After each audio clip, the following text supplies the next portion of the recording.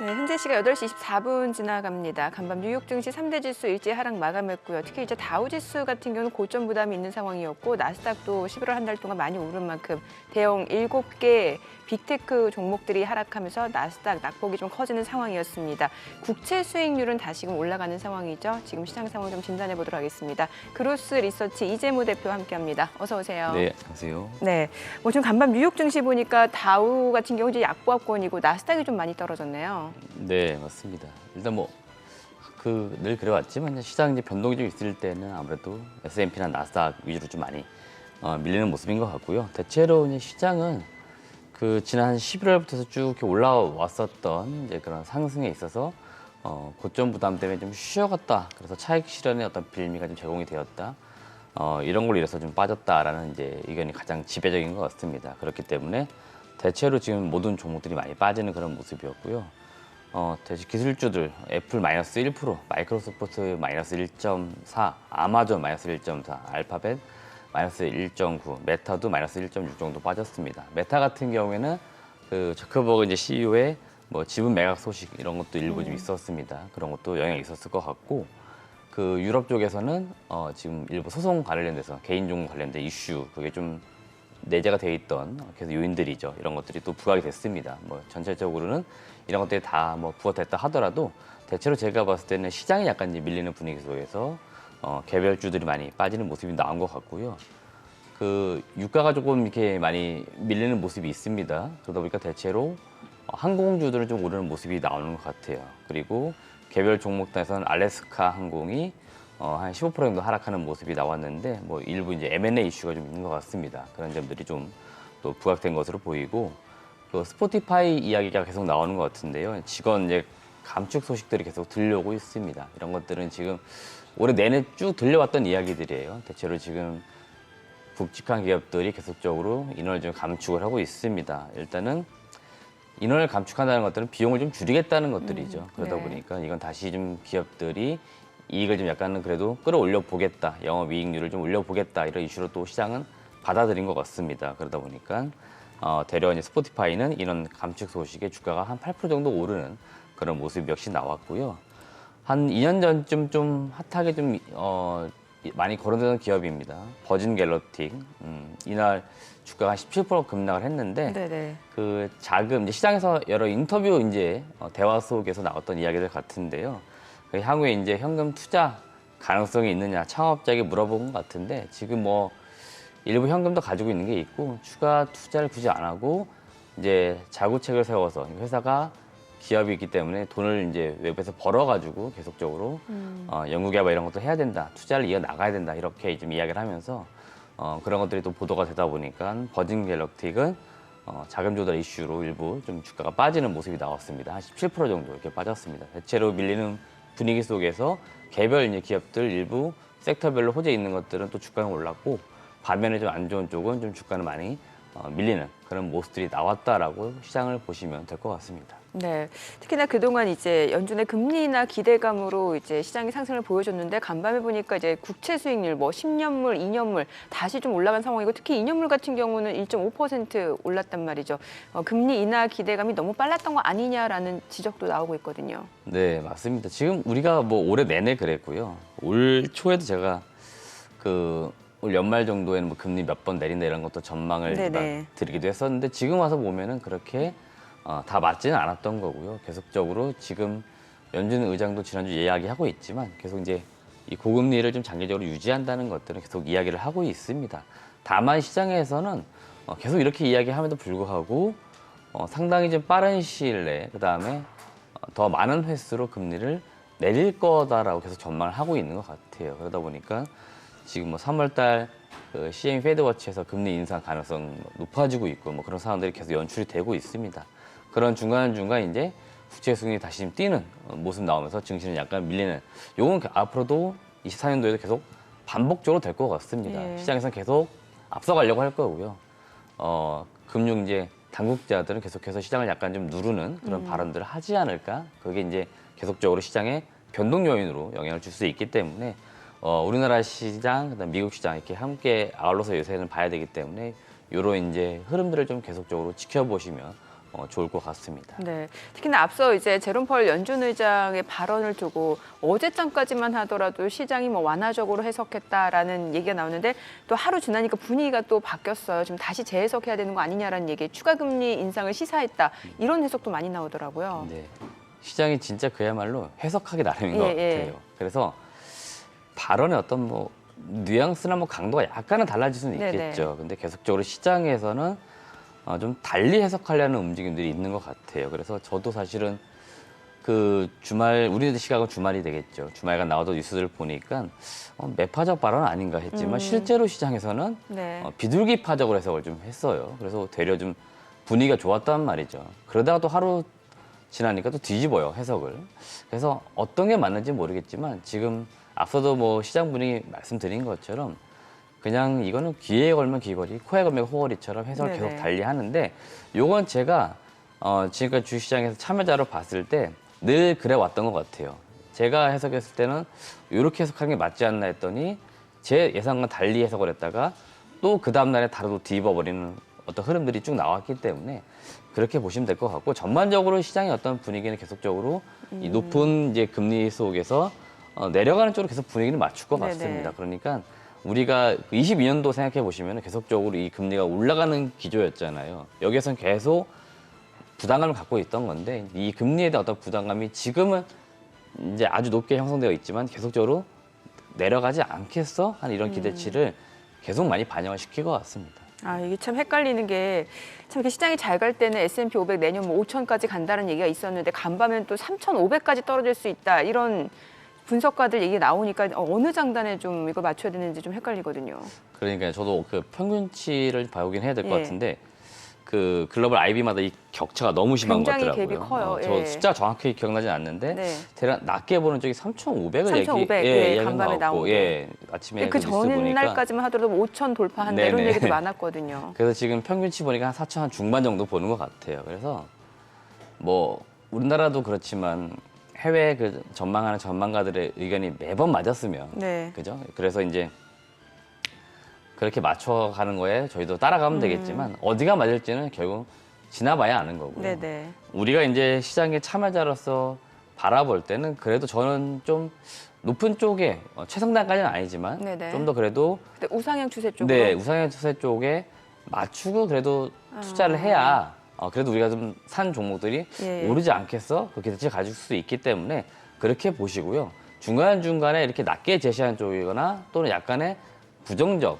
이쪽에 제시하는 쪽의 의견을 들을 때는 한 번씩 우리가 돌다리로 짚고 넘어가듯이 그런 차원에서 한 번 정도는 그냥 체크할 부분이 뭐가 있나? 내가 혹시 또 보지 못한 리스크 요인들이 뭐가 있나? 네. 뭐 이런 것들 한번 체크하는 정도 수준에서 보시면 될 것 같고 대체로는 그냥 그 아이비들의 평균치 정도에 맞춰가지고 시장을 이제 보자는 의견을 드리고 싶어요. 지금으로서는 저도 더 내려간다거나 반대로 좀 역행해서 내려간다 이렇게 보지는 않습니다. 좀 더 좋아지는 쪽으로 포커스는 늘 지금도 두고 있기 때문에 그래서 저는 시장 자체는 긍정적으로 보자라는 의견을 드리고 싶습니다. 예, 유가도 좀 짚어봐야 될 것 같은데 최근에 보니까 이제 오펙 플러스가 하루에 추가적으로 100만 배럴씩 감산하는데 합의했다라는 소식이 전해졌는데 오히려 유가 자체는 지금 많이 떨어지고 있어서 지금 보니까 WTI가 간밤에 또 1% 넘게 떨어졌어요. 73달러 수준까지 내려왔거든요. 맞습니다. 예. 일단은 공급과 이제 수요 논리를 봐야겠죠. 네. 그래서 공급은 좀 줄어드는 어떤 우려들은 분명히 있긴 있습니다. 근데 이 수요도 만만치 않게 지금 별로 없다는 거죠. 그러니까 공급도 줄이고 수요도 줄고 뭐 이런 형태가 나타나는 것 같고 대체로는 이제 수요가 더 주는 쪽. 그러니까 이거는 경기가 좀 안 좋아지는 쪽으로 계속 가는 어떤 분위기가 만들어지는 것 같아요. 그러다 보니까 유가가 불과 한 2달 전만 하더라도 막 90불 가면서 조만간 곧 막 100불 갈 것처럼 해서 다들 이제 우려감이 굉장히 컸잖아요. 특히 유가는 또 이 물가에 많이 영향을 미치고 경기에 많이 영향을 미치다 보니까 우리가 전체적으로 이 투자함에 있어가지고 우려스러움을 많이 표현했는데요. 지금 일단은 70불대 약간 안정화는 되어 있는 것 같아요. 당분간 제가 볼 때는 요 70불대가 유지가 될 것으로 보이고 향후 이제 내년도의 어떤 경기 상황이라든지 그다음에 뭐 공급자들의 어떤 정책적인 변화들 이런 것들을 지켜보는데 대체로 엄청나게 뭐 유가가 올라가거나 그럴 것 같지는 않습니다.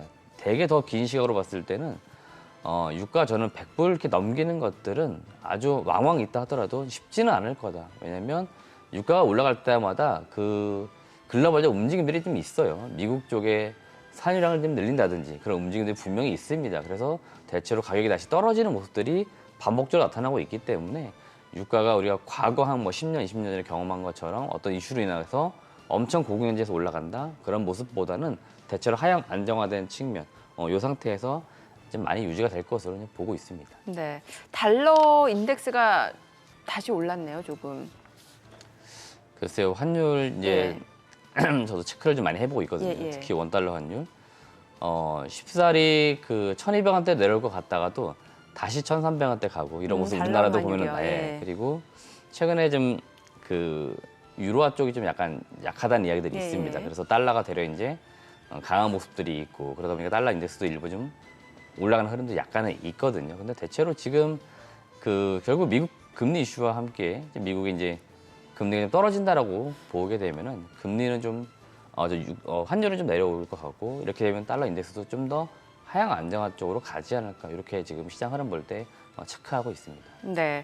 자, 이제 국내 증시 좀 얘기를 해볼게요. 지금 어제장 보니까는 뭐 STO 관련주들이 급등하는 모습이었고 또 요소수 관련주들도 약간 움직이는 모습이었거든요. 어제 이제 시장을 보는데 예. 제가 어제 시장 볼 때 좀 여러 가지 복합적인 증상이 뭐냐면은 네네. 일단 대체로 어제 시장이 좀 이제 상당히 분위기가 괜찮을 줄 알았거든요. 네. 근데 그 개장 초반에 흐름 봤는데 시장 분위기가 좋았던 건 맞는데 그 테마주들도 상당히 많이 움직였습니다. 그리고 STO 관련주. 네네네. 예. 결론적으로는 STO가 좀 많이 종목들이 올랐지만 개장 그 초반 그다음에 오전장에만 왔을 때는 굉장히 복합적으로 테마들이 움직였어요. 네. 요소수 그다음에 뭐 정치 테마주 그다음에 우선주들도 그 개장 전 동시효과 때는 그 등락률 상위에 이름 올릴 정도로 네. 우선주들 그러니까 우선주가 오른다는 것들은 결국 시장이 약간 안 좋을 때 거래량이 별로 없는 쪽에서의 수급 몰리는 현상으로 막 급등했던 현상이 있었거든요. 스펙주도 올랐었고요. 예. 그래서 어제 굉장히 복합적으로 시장도 분위기 좋은 편이긴 했고 큰 섹터, 테마, 2차 전지 이런 또 수급이 들어갔는데 여러 복합적 테마들도 많이 움직였다. 그중에 어제 일단 종가 기준 봤을 때는 이 STO, 이제 토큰 증권 관련된 종목들이 상당히 많이 움직였습니다. 굉장히 그다음 크게 움직였고 상한가 나오는 기업이 좀 꽤 많았습니다. 지금 시장 지금 표 보시는 바와 같이 상한가 가는 기업들이 한 3개, 4개 종목들이 나올 정도였으니까 일단은 어제 STO가 그 섹터들 중에서 테마 중에서도 가장 강했다라고 보시면 될 것 같고 제가 뒤에도 이제 STO 관련된 기업들 기업 탐방 때 종목을 소개를 시켜드리겠지만 네네. 이미 익히 제가 몇 차례 소개도 해드렸고 1차 탐방 때 설명드렸던 기업들이에요. 근데 그 기업들이 왜 지금 주목을 받고 있는지는 뒤에 다시 한번 또 설명드리도록 하겠습니다. 네네. 자, 요소수 관련주도 좀 얘기를 해봐야 될 것 같은데 지금 또 요소 통관이 일부 중단된다라는 소식이 전해지니까 예전에 있었던 그 요소수 대란 오는 거 아니냐라는 우려가 있었거든요. 이게 또 증시에서는 테마로 또 움직이더라고요. 네, 맞습니다. 그게 주말에 그 막 정부 당국에서 막 긴급 회의도 예. 열고 하면서 이제 대책 회의를 좀 한 거고요. 요게 이제 분위기가 갑자기 또 나온 건 아니고 이제 9월 달에 한 번 정도 감지는 됐던 게 있었고요. 그래서 소위 말하는 요소수와 관련된 기업들이 9월 달에도 주가가 반짝 올랐다가 다시 제자리로 옵니다. 일단 결론적으로 이번에도 올라간 기업들은 대체로 올랐다가 반짝 다시 또 제자리 내려오는 흐름이 있을 수 있기 때문에 뭐 연속성 측면에서는 그럴 가능성은 좀 없다라고 보시면 될 것 같고 일부 종목들은 어제 올랐다가 바로 제자리 내려왔어요. 그렇기 때문에 일단 단기에 어떤 시세에 그칠 거다라고 보니까 이쪽은 그래도 크게 관심 두실 필요는 없을 것 같고 예. 지금 뭐 요소수가 부족한 이슈가 우리가 해석할 때는 정치적이거나 외교적 이슈 때문에 중국에서 무언가 물량을 이제 해외로 내보낼 때 잠그는 거냐 그런 것 같지는 않아요. 정치적인 이슈라든지 외교적 이슈로 인한 그거는 이제 아닌 것 같고요. 자국 내 이제 수요가 일부 이제 있기 때문에 거기에 맞추려다 보니까 자국 수요에 먼저 대응하기 위해서 해외로 이제 반출하는 것들을 좀 약간 통제를 한 거죠. 그러다 네. 보니까 이제 국내에 들어오려고 하는 것들이 일부 좀 보류가 된 거고요.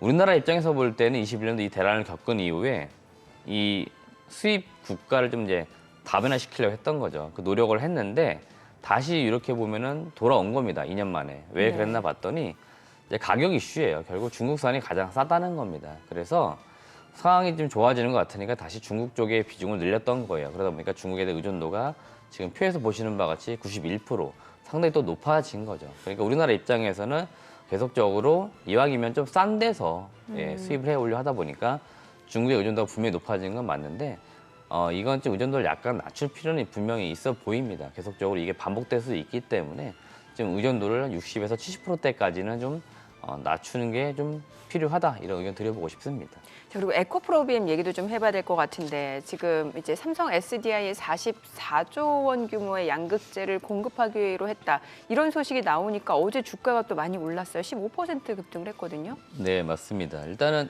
그 결론부터 말씀드리면요. 이게 그 캐파를 무언가 늘려야 되거나 네. 늘린다라고 볼 수 있는 요인은 아니에요. 기존에 가지고 있는 캐파 범주 내에서 주요 고객사인 삼성 SDI 쪽에 공급한다는 공시가 나온 거고요. 그래서 이제 가시적으로 삼성 SDI의 특정 물량, 그다음에 특정 금액이 들어올 수 있겠다. 요거는 이제 가시적으로 보여줬기 때문에 호재 이슈이긴 한데 아주 장기적으로 봤을 때는 캐파를 더 늘려야 될 요인은 분명히 아니기 때문에 장기적 관점에서 에코프로 BM의 실적이 더 늘어나겠다 이렇게 볼 수는 사실은 없는 거예요. 그렇기 때문에 제가 볼 때는 지금 밸류에서 크게 달라질 건 없다는 의견을 먼저 드리고 싶고요. 그래서 이제 증권사에서도 이 대규모 수주 소식이 나오긴 했지만 오히려 목표가를 하향 조정한 리포트들이 많이 나왔어요. 네, 그러니까 더 쉽게는 장기적으로 이렇게 계획이 있던 거에서 예. 일부 이제 이렇게 계약을 받아낸 거죠. 그렇기 때문에 총 양은 똑같다라고 본 겁니다. 그렇기 때문에 이게 뭐 밸류에이션상 봤을 때 달라져야 되는 요인은 없다. 그러니까 아무래도 증권가 쪽에서는 보수적으로 봤던 거고 어제 그 수급 동향을 보시면은 네. 기관 외국인들 그러니까 좀 계산해가지고 사는 쪽에서는 매도가 나왔고요. 예. 이 이제 급등을 했으니까 반면에 이슈가 좀 있기 때문에 수급적으로 강세를 보였던 개인들 쪽에서는 매수가 강하게 들어왔습니다. 그래서 어제 에코프로 BM 같은 경우에는 이제 개인 수급에 의해서 많이 올랐다라고 보시면 될 것 같고 여러분들 지금 에코프로 그룹주를 볼 때 과거하고 좀 약간 달라진 흐름을 분명히 느끼셨어야 됩니다. 어제 같은 경우에 과거 특히 상반기만 하더라도 이런 이슈 때문에 주가가 올라갈 때는 에코프로도 오르고 에코프로 BM도 같이 올랐어요. 맞아요. 근데 에코프로 BM은 올랐지만 에코프로 쪽은 어제 오르지가 않았습니다. 에코프로 머티도 좀 올라가다가 다시. 네네. 예. 에코프로 머티도 어제 많이 올랐어요. 예. 근데 이거는 사실은 다른 수급 요인도 있었고 기존에 좀 많이 올라왔었잖아요. 네네. 그렇기 때문에 아마 가격 부담은 분명 있었다. 하지만 에코프로 머티나 에코프로 BM은 분명히 어제 흐름상 봤을 때는 이 상승으로 가는 흐름이 분명히 나왔다라는 걸 보셔야 될 것 같고 에코프로만큼은 어제 내려갔습니다.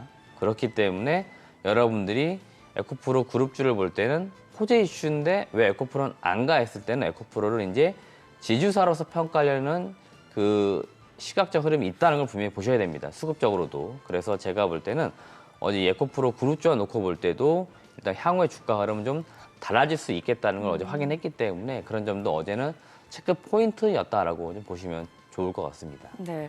뭐 일단 지금 오늘 호가로 봤을 때는 사실 이제 코스피 같은 경우가 2,500선 위로 올라선 상황에서 좀 일단 숨고르기가 좀 예상이 되고 있고 뭐 코스닥도 마찬가지로 좀 숨고르기가 예상이 되는데 이번 주에 또 챙겨봐야 될 여러 가지 지표들이 있잖아요. 일정들 특히 이제 미국 쪽에서는 이제 고용 보고서도 나올 거고요. 한번 맞습니다. 체크해 볼까요? 일단 제가 볼 때는 이번 주 말쯤 나오는 예. 그 고용 보고서 발표가 가장 중요해 보입니다. 아무래도 이게 계속적으로 우리가 그 금리 이슈 때문에 좀 체크를 해야 될 가장 중요한 요인들인 거고요. 그리고 계속적으로 이런 것들이 또 단기적으로 또 시장에 영향을 좀 주고 있기 때문에 좀 체크를 하시면 좋을 것 같고요. 개별 종목단에서는 게임주 이제 NC 쪽에서 그 신작 게임 이제 공개가 있습니다. 물론 이거는 계속적으로 이슈가 됐던 건데요. 이게 좀 주가에 어떻게 영향을 줄지는 지켜봐야 될 것 같고 최근에 게임주들 흐름이 사실은 좋지는 않아요. 그러다 보니까 이 신작 게임 공개가 개별 종목 또 개별 섹터에 영향을 줄지 지켜봐야 될 것 같습니다. 대체로는 일단 제가 보는 관점에 가장 중요한 건 고용 보고서 전달이죠. 전달 거에 대한 발표 이슈가 가장 중요한 포인트인 것 같고 대외적으로는 지금 뭐 중국과 유럽 쪽 정상회의 이런 이슈가 좀 있습니다. 그래서 그런 것들도 글로벌적으로 영향을 줄 수 있는 요인들이 분명히 있기 때문에 우리나라 한국 증시를 볼 때는 이제 그런 것들도 한 번씩 체크해 보시면 좋을 것 같고 그런 정상회담에서 어떤 이슈들이 좀 나오는지 그리고 또 어떤 이슈가 우리나라 증시에 영향을 미치는지를 좀 체크를 해보시면 좀 좋을 것 같습니다. 네. 자, 그럼 지금 시장에서는 지금 사실 단기 트레이딩 관점으로 접근하시는 분들이 굉장히 많은데 좀 앞으로 시장을 좀 주도할 섹터라고 생각되시는 쪽이 있으신가요?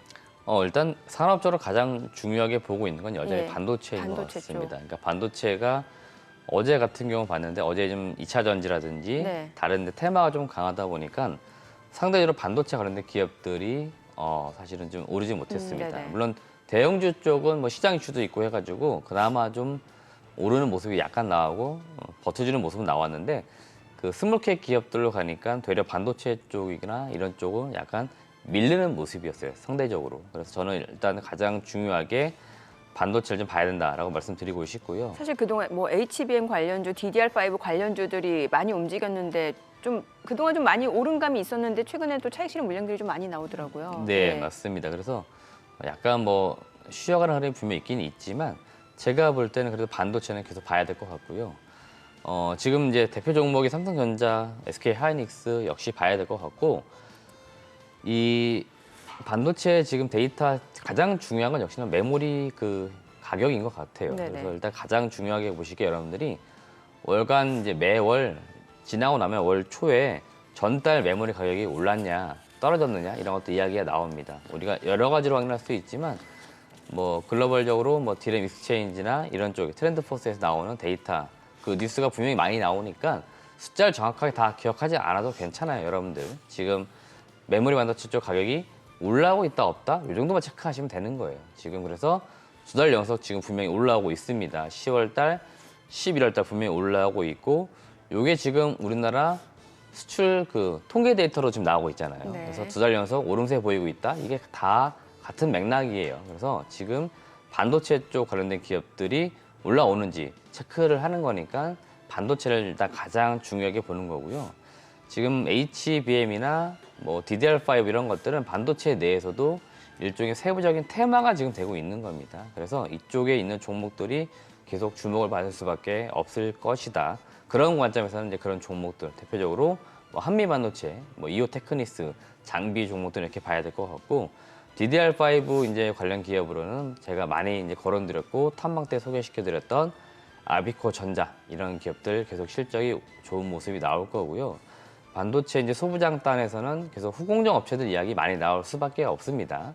메모리 반도체는 결국 이제 물량이 많을수록 이 후공정 업체들은 좋아요. 패키징 그다음에 테스트의 물량이 많다는 걸 의미합니다. 결국 물량 싸움이니까 큐가 늘어나는 거기 때문에 실적이 늘어날 수밖에 없어요. 그래서 이런 업체들이 봐야 될 것 같고 대표적으로 하나 마이크론 이런 기업들, 두산 테스나 계속 아마 거론될 거다라고 보시면 됩니다. 네, 2차 전지 쪽도 좀 여쭤보고 싶은데 사실 에코프로비만 저희가 계속해서 좀 얘기를 다뤄봤습니다만 에코프로 그룹주도 있고 포스코 그룹주도 2차 전지 있을 수 있고 또 동박 쪽도 있잖아요. 근데 상대적으로 동박 쪽은 조금 투자자들 사이에서 소외된 감이 있거든요. 동박이 이제 올해 소외가 된 가장 기본적 배경이 뭐냐면은 예. 그 실적이 분명 안 좋긴 안 좋은데 네. 그 안 좋은 이제 근본적 요인이 뭐냐면 이게 소재단에서도 진입 장벽이 좀 낮은 거죠. 그래서 올해 내내 이 업계에서는 들린 이야기를 종합해 봤을 때는 일본 업체, 중국 업체하고 경쟁이 굉장히 심했다는 거를 의미를 합니다. 네. 그러다 보니까 더욱이 이제 수익성이 떨어질 수밖에 없었고 그래서 대체로 이들 기업들이 올해 실적이 그렇게 썩 좋지가 않았습니다. 그러니까 실적이 안 좋으니까 당연히 주가는 내려갈 수밖에 없는 거고 양극재나 뭐 이런 쪽에 그래도 플러스를 내고 있지만 이쪽은 다 마이너스를 찍는 경우가 굉장히 많아요. 그렇다 보니까 많이 소외가 됐던 거는 사실이었다. 그럼에도 불구하고 동박도 굉장히 중요한 소재고 계속적으로 쓰임새가 늘고 있고 캐파를 분명히 늘리고 있습니다. 그렇기 때문에 저는 그런 관점에서 2차 전지 소재 업체들을 봐야 된다고 말씀을 드리고 있는 거고 제가 몇 주 전부터 계속적으로 각 소재별로 네. 밸류에이션 비교를 해드리고 있습니다. 그래서 오늘은 동박을 말씀드릴 건데 우선 표에서 보시는 바와 같이 SKC, 롯데에너지 머티리얼즈, 소르스 첨단 소재 이 세 개 기업이 늘 많이 거론이 됩니다. 이 외에 추가적으로 새롭게 들어오는 기업들도 있어요. 그런 기업들도 관심 있게 보시면 좋은데 저는 대체로 SKC, 롯데에너지 머티리얼즈 이 두 개 기업을 가장 일단 주목해보고 있고 탑픽으로는 SKC를 좀 꼽아드리고 싶습니다. SKC는 우선 2025년도 기준입니다. 예상 순이익이 1,250억. 밸류에이션을 보셔야 되는데 지금 PER이 28배입니다.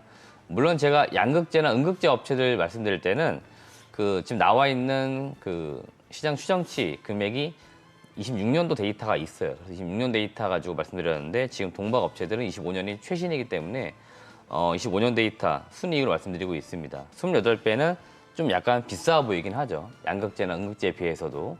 뭐 에코프로 BM, 포스코 퓨처엠도 26년 대비했을 때 22배, 20배 초반까지 떨어집니다. 근데 이들 업체들 28배 높아 보이긴 하지만 26년 데이터 가져오면 또 내려가요. 그래서 SKC도 분명히 주가는 싸다라고 볼 수 있는 겁니다. 그래서 저는 SKC 지금 매수 가능하다라는 의견 드려보고 싶고요. 롯데 에너지 머티리얼즈가 지금 시가총액이 대략 2조 원이 안 됩니다. 1.9조 원인데 예상 순이익이 한 840억입니다. 밸류에이션은 SKC보다는 좀 쌉니다. PER 기준 22배까지 떨어지기 때문에 일단 밸류에이션 매력도 측면에서는 롯데 에너지 머티리얼즈가 더 좋다라고 말씀드리는 거고요. 톨로스 첨단 소재는 일단 시가총액이 지금 1조 원도 안 돼요. 주가 변동성은 가장 클 것 같습니다. 주가가 싸니까 그만큼. 하지만 밸류에이션, 그다음 수익성을 볼 때는 상대적으로 두 개의 기업에 비해서는 좀 많이 떨어집니다. 그래서 저는 오히려 동박 업체들을 볼 때는 SKC, 롯데 에너지 머티리얼즈를 보자라고 말씀드리고 있는 거고요. 이들 업체들도 지금 계속적으로 꾸준히 공장 증설을 하고 있고 해외 쪽, 특히 말레이시아, 유럽 쪽에 증설을 많이 하고 있는 것 같습니다. 그래서 이쪽에서의 생산량이 늘어나면 늘어날수록 아마 규모의 경제가 더 생길 거고 이렇게 되면은 이익률도 더 올라올 가능성이 있기 때문에 동박 업체들도 여전히 지금 싼 거는 맞다라는 의견 드리고 싶고 지금 시점에 제가 싸다라고 의견 드린 거는 26년도, 27년도 이렇게 장기적으로 봤을 때 싸다라는 의견을 드리고 있는 거니까 단기적으로 나는 24년도 뭐 실적이라든지 24년도 업황을 보고 투자하겠다 그러신 분들은 지금은 투자 시점은 분명히 아닙니다. 다만 나는 2년, 3년 좀 길게 보는 투자다 그러시면은 지금 조금씩 계속적으로 수량을 늘려가도 되니까 비중을 늘리고 싶다 그러시면은 가격이 좀 쌀 때 비중을 좀 늘리자라는 의견을 드리고 싶습니다. 네. 자, 지금 시각 8시 51분 지나갑니다. 오늘 양시장 호가 상황 좀 체크해 보도록 하겠습니다. 먼저 코스피 예상 체결 지수입니다. 오늘 장에서 코스피도 약보합 예상이 됩니다. 현재 예상 체결 지수는 2,511포인트고요. 코스닥은 0.69% 하락이 예상되죠. 지금 호가로 봤을 때는 예상 체결 지수 822포인트로 집계가 됩니다. 코스피 시가총액 상위 종목 예상 체결가도 보도록 하겠습니다. 오늘 삼성전자가 0.5% 상승 출발 예상되고요. 지금 예상 체결가는 73,000원이죠. LG 에너지 솔루션은 2% 약세가 예상됩니다. 예상 체결가 42만 500원. SK 하이닉스가 약보합 출발 예상되죠. 지금 호가는 13만 900원이고요. 삼성 바이오로직스 소폭 내림세가 예상됩니다. 예상 체결가 71만 원이고요. 삼성전자 우선주가 0.68% 상승 예상됩니다. 예상 체결가 5만 9,100원이죠.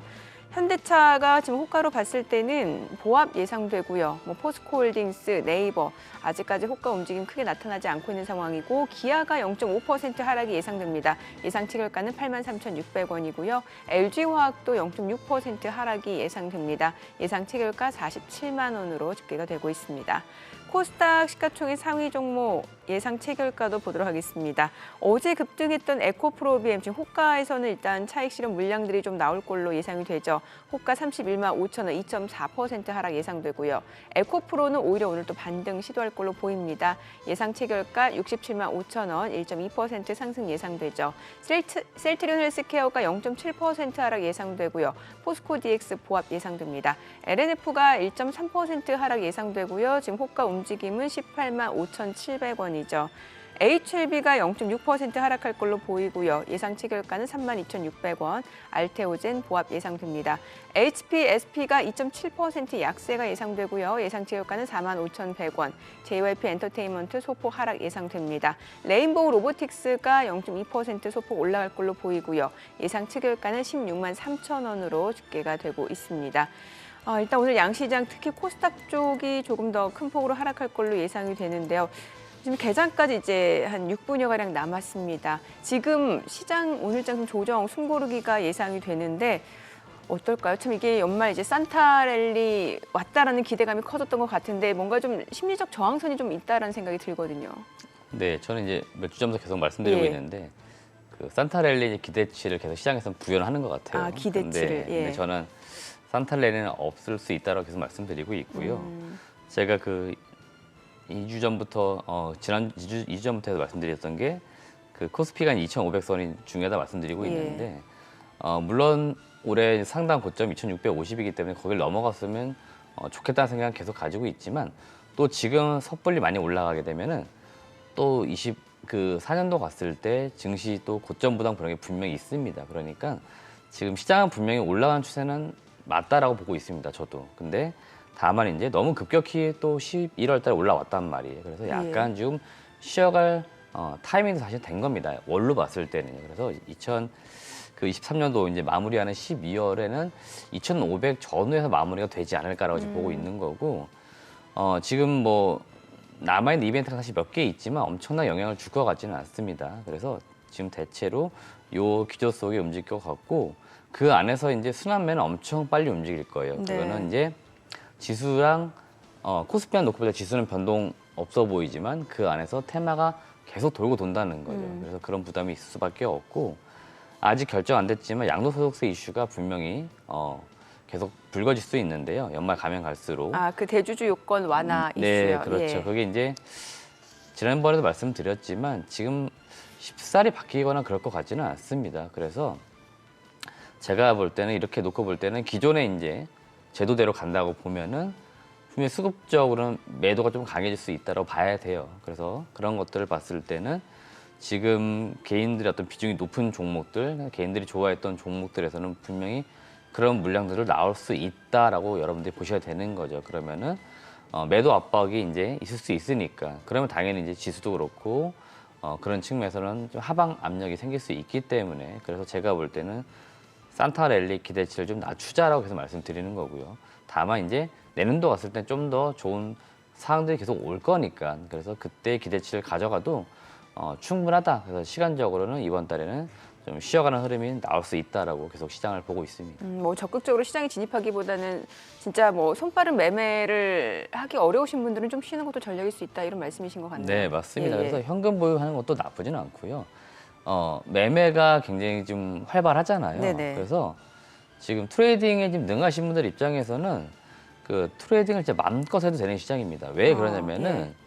우리가 매매를 할 때도 불안감이 뭐냐면 올라갈 것 같아서 매수가 들어갔는데 시장 급락 때문에 매수 떨어질까 못할 봐. 때가 예, 있단 예. 말이에요. 그러니까 분명히 호재에 올라갈 것 같아서 매수가 들어갔는데 전반적인 시장 압박 때문에 떨어지는 게 있어요. 이게 언제냐면은 22년도가 그랬단 말이에요. 네네. 22년도에는 호재가 나와도 반응이 시원치 않단 말이죠. 예. 근데 지금은 호재가 나오면은 올라갈 것 같은데 그러면은 여지없이 올라간단 말이에요. 그래서 오히려 트레이딩에 능하거나 내가 매매를 좀 잘한다 그러신 분들은 지금 적극적으로 참여할 때로 저는 봅니다. 그래서 예, 가만히 있기보다는 그 현금을 좀 적은 금액이라 하더라도 충분히 트레이딩으로 이용하셔도 될 것 같아요. 다만 그 비중을 저는 많이 가져가라 말씀드리지는 않아요. 예. 여전히 제가 투자자 관점에서 말씀드리고 있을 때는 우리가 좋은 산업, 그다음에 앞으로 좋아질 산업에 계속적으로 장기 투자하자 말씀드리고 있기 때문에 그 산업에 좀 비중을 늘려가시는데 저는 더 신경 쓰시는 거고 그 와중에 가만히 있으면 너무 심심하다 그러신 분들은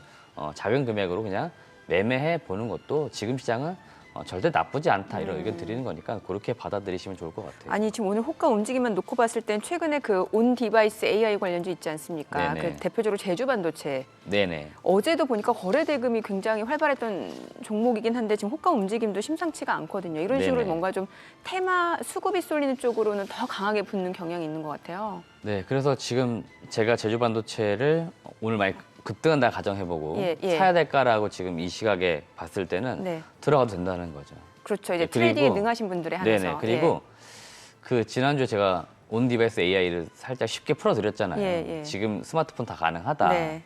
결국 이게 핵심이 뭐냐면 저전력, 그다음 메모리 용량 증가 이거거든요. 음. 그래서 핵심 종목이 누구냐 봤더니 제주 반도체예요. 사실은. 그래서 다른 종목들이 테마성 오른 거는 맞는데 그 종목들은 저는 테마성이 좀 강하다고 보는 거고요. 제주 반도체는 그래도 관련성이 높아요. 그러니까 관련주예요. 그러니까 테마주가 아니고 관련주라고 보셔도 되기 때문에 제주 반도체를 시장에서 많이 주목하는 것 같고 그 시세가 좀 나올 수 있는 시점인 것 같고 제주 반도체는 사실은 실적도 좀 좋았던 기업이에요. 그러니까 예. 펀더멘털이 나오는 국내 또 몇 안 되는 팬리스 업체 중에 하나입니다. 그래서 네. 이런 업체들이 저는 사실은 많이 저평가되어 있다고 보고 있기 때문에 이런 걸 좀 기점으로 해서 어떤 기업 가치가 좀 올라갔으면 싶은 종목들이 있는데 제주 반도체가 사실 그런 차원에서는 해당되는 기업인 것 같고요. 제주 반도체 이 시스템 반도체 사업도 우리가 계속 주목을 해보면 좋다는 말씀 드리고 싶고 전체적으로는 우리나라 업체들 중에서 이 팬리스 업체들이 많이 저평가되는 기업들이 꽤나 있습니다. 그래서 이런 기업들이 좀 여러 계기가 좀 다르긴 하지만 이런 계기로 인해 가지고 좀 올라갔으면 싶다는 생각도 가지고는 있습니다. 네. 자, 오늘 양시장 일단 호가 움직임으로 봤을 땐 또 하락 출발 예상이 되는 상황이고요. 간밤 뉴욕 증시, 특히 나스닥을 필두로 해서 많이 떨어지는 모습이었습니다. 과연 또 오늘 국내 증시는 어떤 흐름 나타나는지 확인해 봐야 될 것 같고요. 뭐 2차 전지 관련주라든지 반도체 관련주들 행보도 눈여겨보셔야 될 것 같습니다. 국내 증시로 확인해 보겠습니다. 개장합니다.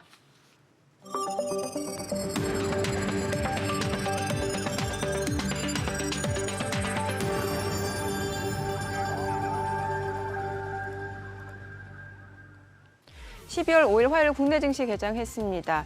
어제 장에서는 이제 뭐 에코프로비엠이 급등을 하면서 또 코스닥 상승을 이끄는 양상이었고요. 간밤 뉴욕 증시 3대 지수는 좀 숨고르게 들어가는 모습이었습니다. 제롬 파월 연준 의장의 발언도 재해석하는 분위기가 나오고 있고요. 국채 수익률, 최근에 급락했던 국채 수익률 10년물, 2년물이 다시 올라서면서 투자 심리가 다소 위축되는 모습이었습니다. 오늘 국내 증시도 양시장 일단 좀 숨고르기가 예상이 되는 분위기였는데요. 양시장 출발 지수 확인해 보도록 하겠습니다. 먼저 코스피입니다. 지금 현재 0.3% 하락입니다. 2,507포인트고요. 코스닥도 0.56% 떨어집니다. 823포인트입니다. 양시장 하락 출발 보여주고 있고요. 시가총액 상위 종목 시초가 보도록 하겠습니다. 삼성전자가 0.4% 떨어집니다. 72,300원이고요. LG에너지솔루션이 0.58% 하락합니다. 427,500원. SK하이닉스가 1.3% 떨어집니다. 129,300원이고요. 삼성바이오로직스가 0.28% 하락합니다. 71만 원. 삼성전자 우선주가 보합이죠. 58,700원이고요. 현대차가 소폭 올라갑니다. 18만 1,900원 강보합권이고요.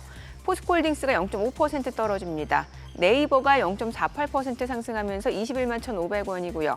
기아가 0.36% 상승합니다. 8만 4,400원. LG화학이 0.85% 하락합니다. 46만 9,000원에 거래되고 있습니다. 코스닥 시가총액 상위 종목 시초가도 보도록 하겠습니다. 에코프로비엠이 지금 1.7% 약세입니다. 31만 8,000원. 다만 양봉인 거를 확인해 보면은 또 얼마든지 낙폭을 줄여낼 수 있다라는 점도 감안을 해 보셔야 될 것 같고요. 에코프로는 1% 반등 보여줍니다. 67만 4,000원. 셀트리온 헬스케어가 지금 보합이고요. 포스코 DX가 0.38% 하락합니다. 5만 2,300원. LNF가 0.85%, 0.9% 떨어지네요. 18만 6,500원에 거래되고 있고요. HLB가 0.3% 올라갑니다. 32,900원. 알테오젠도 0.38% 상승하죠. 78,800원이고 HPSP가 0.9% 떨어집니다. 46,250원, 0.2% 하락, 낙폭을 줄여내네요. JYP 엔터테인먼트가 0.4% 올라갑니다. 92,800원이고요. 레인보우 로보틱스가 0.5% 하락하면서 16만 1,700원에 거래되고 있습니다. 오늘 좀 시장에서 강세를 보여주는 섹터 좀 확인을 해보도록 할게요. 지금 보게 되면 요소수 관련주들이 다시금 움직입니다. 유니온이 20% 급등을 하고 있고요. KG케미칼이 16% 급등합니다. 또 유니온 머티리얼도 지금 15% 급등 중이고요. 롯데 정밀화학도 3% 강세를 보여줍니다. TKJ 휴캠스도 1.6% 상승합니다. 요소수 대란 우려가 나오고 있는 상황에서 또 요소수 관련주들 테마성으로 오늘 또 강세 흐름 보여주고 있고요. 그 밖에 오늘 또 강세를 보이는 섹터 좀 보도록 할게요. 비트코인이라든지 전자결제 관련주들이 움직임을 보여주고 있습니다. 네오위즈 홀딩스, 위지트, 다날 같은 경우는 또 전자결제 관련주로도 엮여 있죠. 강세를 보여줍니다. 비트코인이 최근 42,000달러를 돌파한 상황에서 이제 가상자산, 비트코인 관련주들, 뭐 전자결제 관련주들 흐름이 좋습니다. KPM테크 3% 올라가고요. 감성코퍼레이션, 에이티노 인베스트도 지금 상승을 보여주고 있는 상황이고요. 갤럭시와 머니트리도 2% 강세입니다. 지금 보게 되면 이제 가상자산 관련주들도 강세를 보여주고 있고요. 자, 그리고 이제 양자암호 관련주들도 움직임이 좋습니다. 텔레필드 같은 경우는 최근에 연일 상한가 기록하고 있는 상황이고 엑스게이트가 9% 강세고요. 우리로가 6.7% 올라갑니다. KCS도 2% 상승을 보여주고 있는 상황이고요. 자, 그리고 코위버, 드림시큐리티가 각각 2%에서 1% 상승을 보여줍니다. 오늘은 뭐 요소수, 양자모, 히토류 관련주들, 가상자산 관련주들 흐름이 굉장히 좋고요. 지금 시각 9시 4분 지나갑니다. 수급 상황 좀 체크를 해보도록 하겠습니다. 오늘 유가증권 시장에서는 개인 투자자가 순매수를 보여줍니다.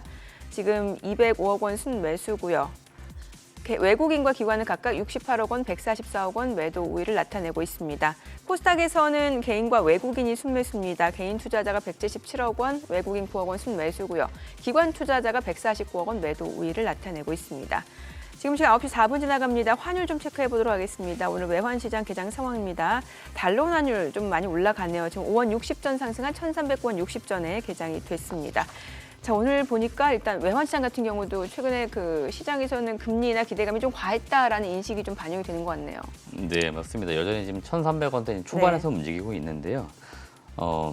최근엔 또 뭐 한 1,200원대 계속 내려오려는 움직임이 있었는데 다시 반등해서 올라가는 모습이 있기 때문에 이 환율이 좀 올라가는 가운데서 외국인들 입장에서는 또 국내 증시를 또 섣불리 매수하기 살짝 부담이 또 있습니다. 예. 반대로 이제 이 환율이 내려가게 되면 외국인들이 다시 이제 매수가 들어오는 경향이 있는데 지금은 이제 그런 모습들이 없기 때문에 대체로 지금 코스피만 놓고 보시면은 시총 상위에 있는 기업들이 많이 밀리는 모습이 나오고 있거든요. 그래서 이런 상황에서는 외국인들이 지금 매수가 못 들어와 주는 거죠. 그래서 지금 아직 개장 초반, 뭐 5분밖에 안 된 시각이지만 외국인들이 지금 국내 증시 매도를 하면서 이제 비중을 조금씩 줄이는 거고요. 최근에 그 외국인이 매도를 할 때 네. 동반해서 누가 같이 매도하냐면 이제 기관인데 기관 중에 금융 투자가 물량을 같이 던지는 경향이 좀 있는 것 같아요. 네. 그러니까 떨어진다 싶을 때 금융 투자, 단기 트레이딩 자금이다 보니까 아주 과감하게 종목들에 대해서 매도를 합니다. 그러다 보니까 기관 외국인 동반 매도에서 시장이 밀리면서 약간 그런 흐름들이 최근에 코스피 있기 때문에 코스피 시장에서 있기 때문에 그렇게 좀 환율을 보시면 될 것 같고 대체로 내년도 전망 지금 보니까요.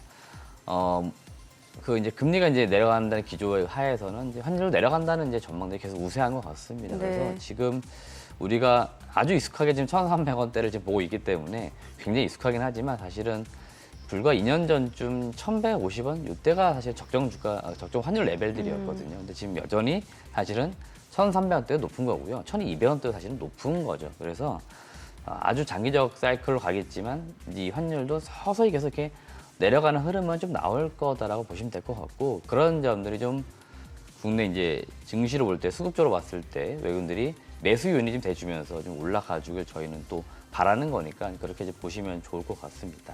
아, 지금 코스피가 2,500선을 지금 하회하는 상황인데 이게 참 외국인 수급이 좀 들어와줘야 특히 대형주들이 움직여줘야 이게 코스피는 2,500선이 지지가 되는 거 아니겠습니까? 네, 맞습니다. 그래서 방금 앵커 말씀해 주신 것처럼 이제 외국인이 결국에는 우리나라 코스피 지수를 많이 움직이거든요. 네네. 거의 역사적으로 봐도요.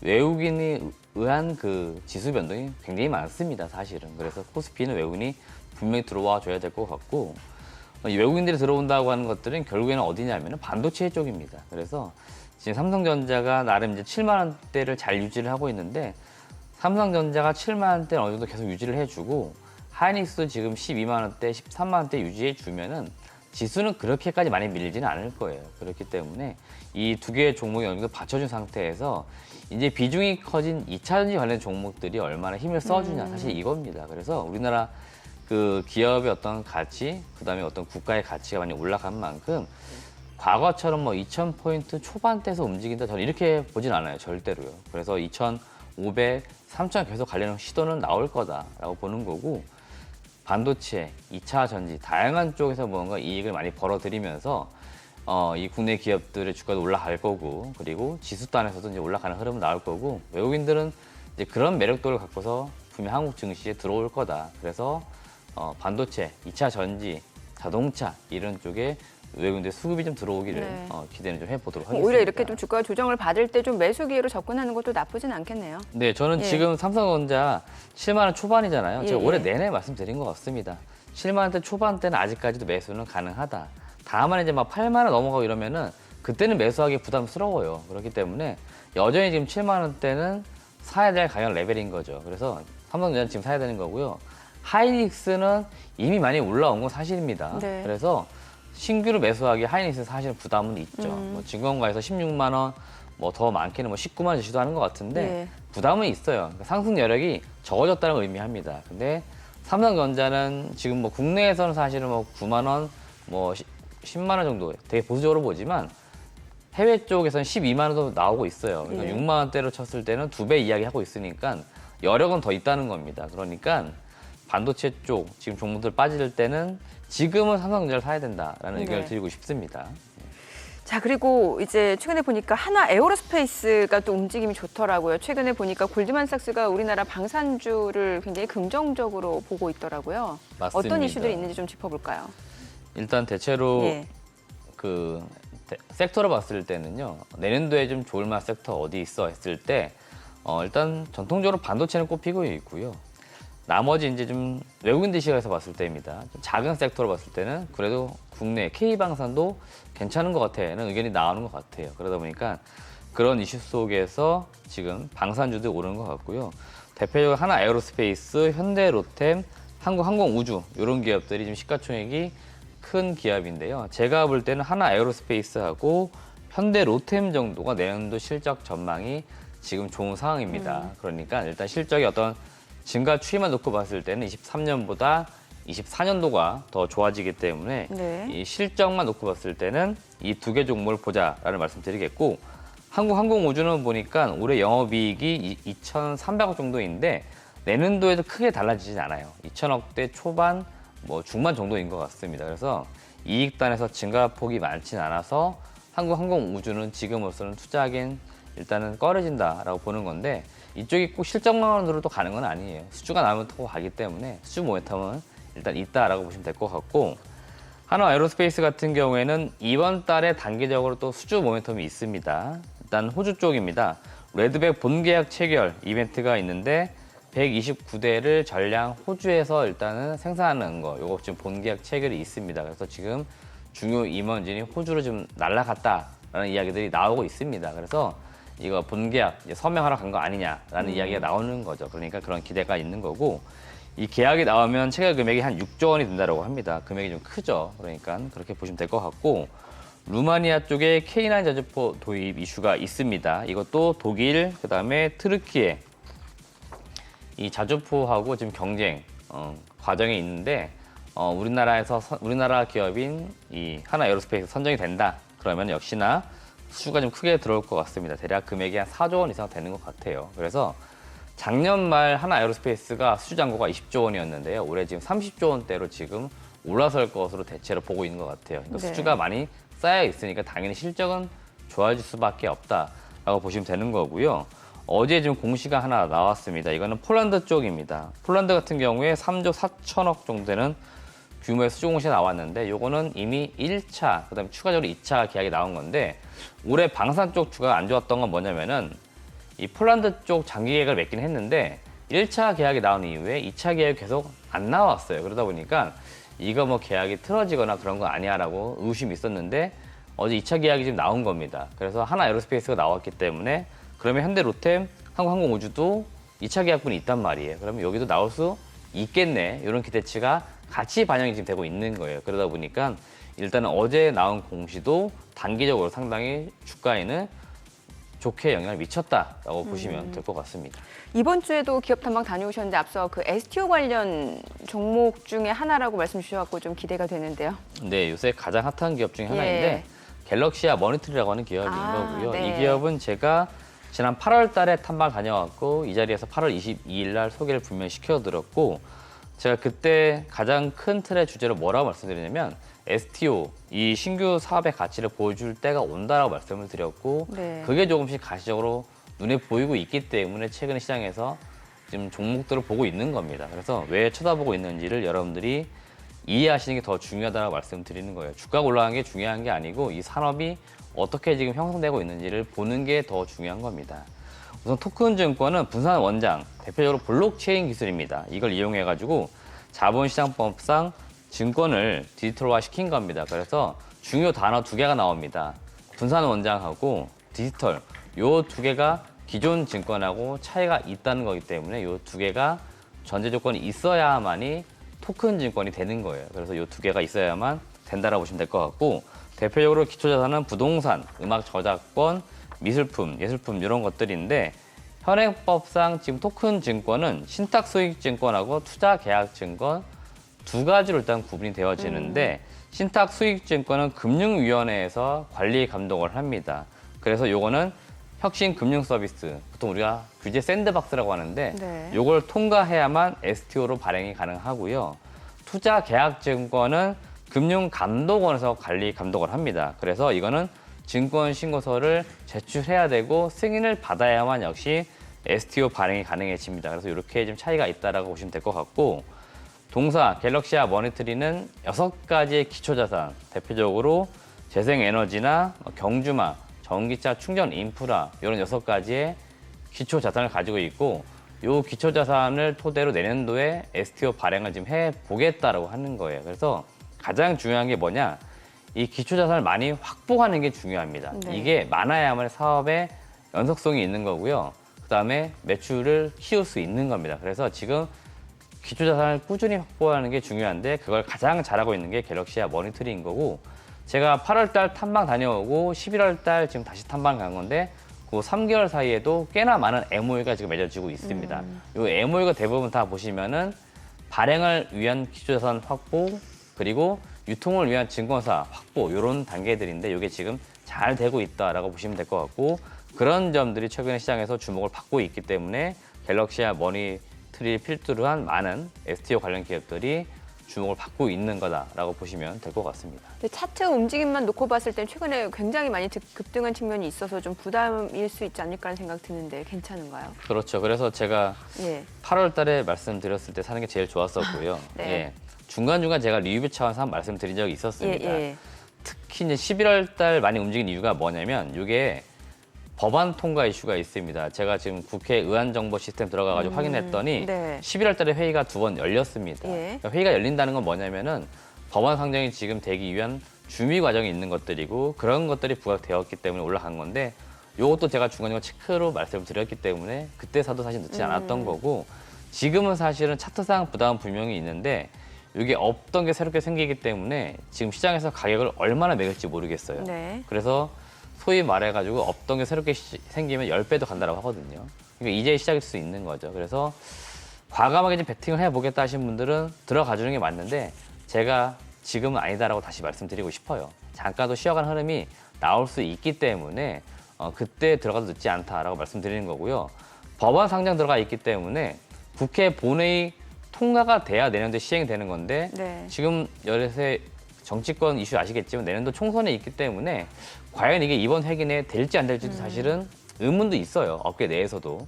그렇기 때문에 국회에서 통과되면 좋겠지만 안 되면 또 주가는 급락이 나올 수 있습니다. 그러면 되려 그때가 또 매수 기회가 될 수 있으니까 그때를 차라리 매수 기회로 잡아보자. 그래서 좀 기다려보자 의견을 지금 시점에서는 드리겠습니다. 네.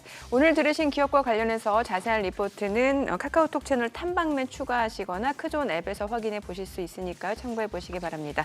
자, 오늘 내용 잘 들었습니다. 고맙습니다. 네.